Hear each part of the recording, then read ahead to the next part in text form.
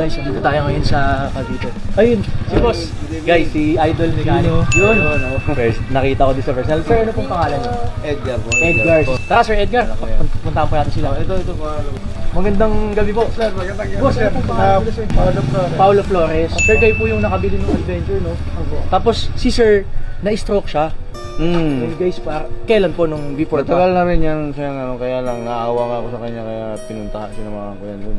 Bali sir, pasan niyo po gagamitin dapat yung kotse na... So, ano rin, pang-deliver po ng...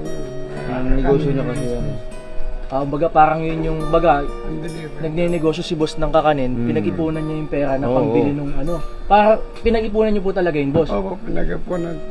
Actually, yung iba doon binabayaran pa namin Parang inutang niyo yung pera. Oo, yung pera, yung utang pa namin.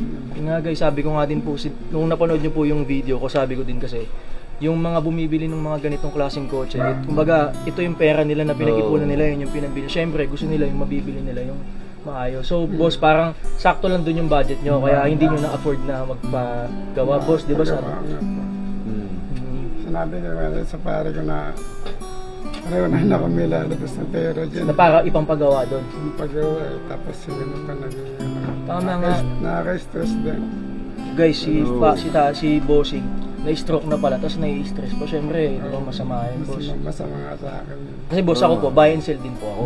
So, wala po. Ulat yung mapa ko. Opo.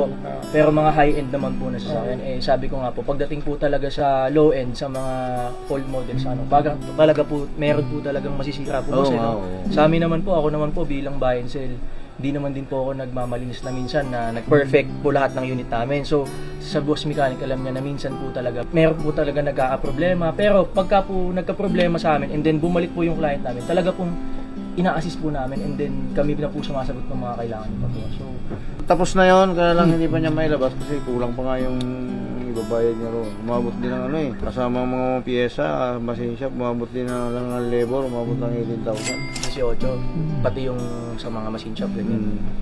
Ang dami namin pinalitan. Yung head, bengkong. Tapos yung mga bypass ng tubig dun sa block, mga bulok na rin. So, sige. Boss, yan si tatay, nakita niyo naman, nag-negosyo, nag-stroke pa. Kaya tayo nandito. Boss, gusto ko mawala yung stress mo. So, 18,000 yung pampagawa ni boss. Sige, tutulong ako sa inyo, boss. Baga, ako nagagawa ng tinatawag na after sales service na tinatawag, boss. Gusto ko na lang matulungan si boss, lalo na, guys, hindi ko alam na akala ko normal, hindi ko alam na na-stroke pa pala si boss na gano'n. So, boss, dahil dun sa 18K na pampagawa mo, dagdagan ko pa ng 2K, 20,000 na boss dito. 13, 14, 15, 18, 19. Boss, sana po, hindi man ito maging sapat. Sana po makatulong po ako sa inyo kahit papaano po. And sana po, boss, minsan po kasi pag may mga nangyayari na dagok sa atin, minsan nagiging blessing of disguise pa to. Sana boss, huwag niyo pong isipin na inano ni God na baga problema yung binigay sa inyo. Sana boss, isipin niyo na maging blessing din po to. So boss, ito po, para din po mawala yung stress mo para sa inyo po ito. Salamat po. Salamat, boss. Then, syempre, kay Boss Mechanic, meron din tayong iaabot dyan na bonus niya.